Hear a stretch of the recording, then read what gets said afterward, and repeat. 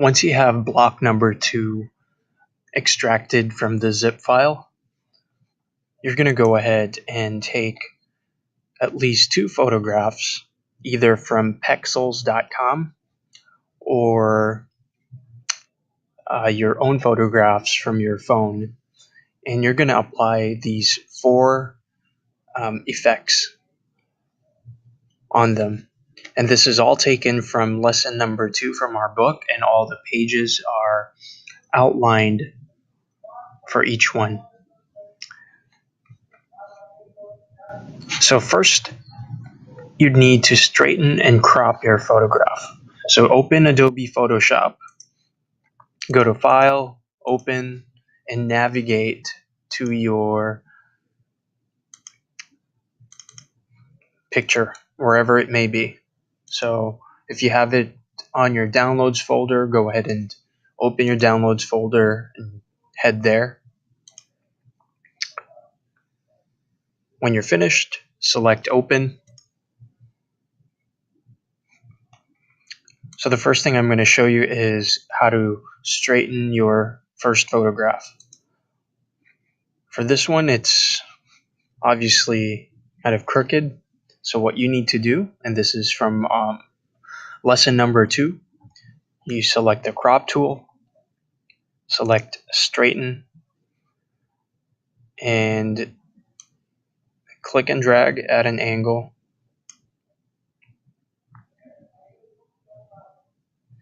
And that should go ahead and straighten our photograph and crop it. So we also need to crop it, meaning we need to take portion out of your photograph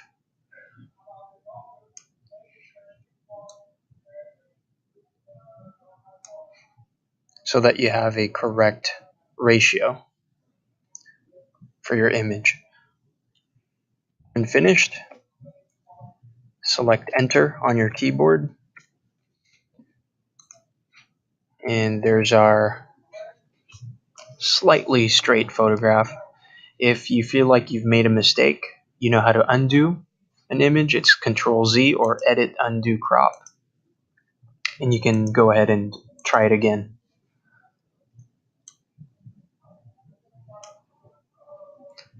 And remember, you can keep continuing to do this until you get a straight photo.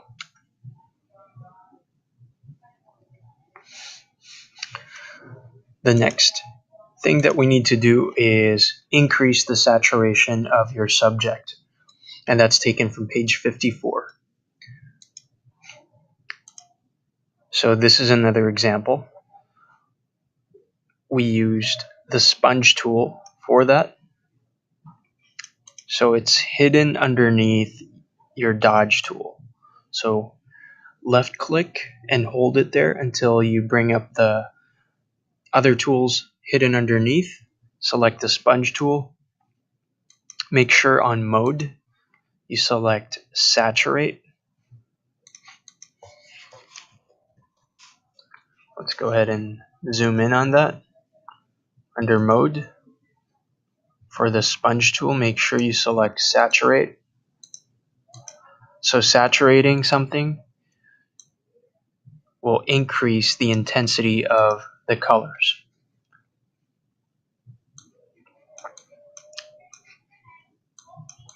So if you remember, we did the same exact thing for the graffiti on lesson number 2.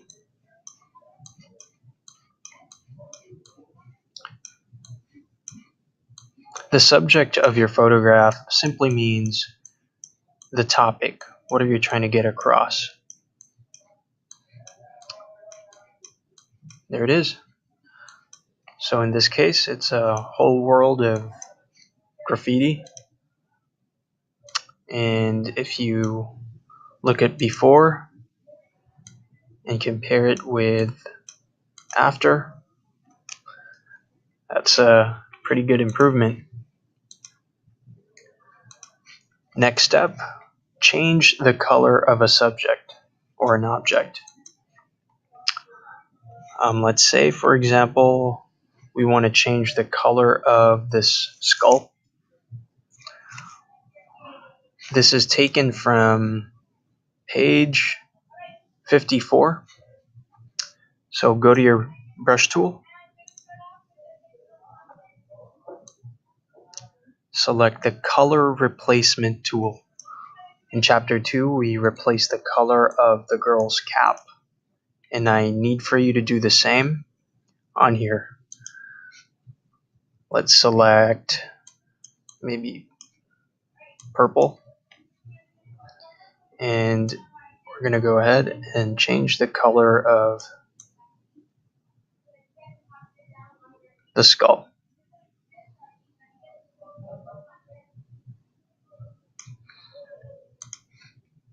And you're free to change colors of more than one object on your photograph.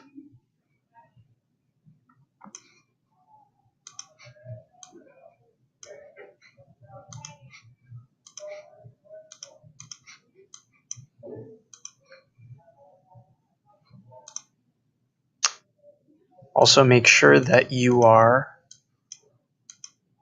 in hue for color mode.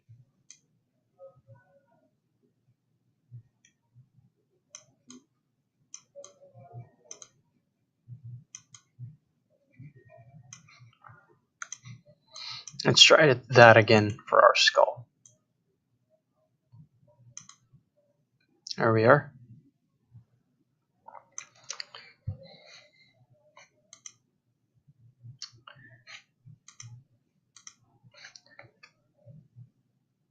The last thing that you need to do, the fourth one, is to clean up parts of your photograph using 3 tools from pages 55, 57, and 58. In this case, we're going to use the clone stamp tool for the first one.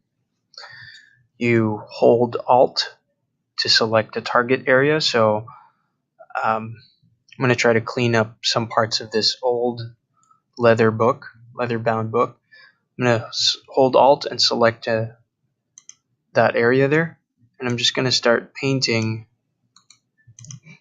parts of my book and repair it.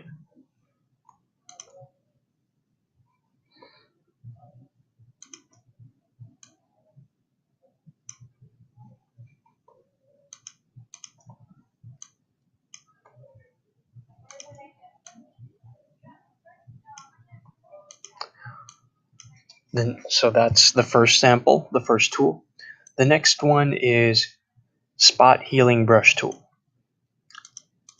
So first one is Clone Stamp. Next one is Spot Healing Brush Tool. So you go ahead and just clean up some parts of your image that may seem ruined or imperfect, and you can go ahead and clean them up. The last tool is the patch tool. So you're going to take a portion of your subject of your book, and you get to mirror that within your selected area. So lastly, for example, this one, draw around that, drag it to the right, or drag it downward. That should enable you to fix parts of your photograph. When you're done, select deselect, and that should be it.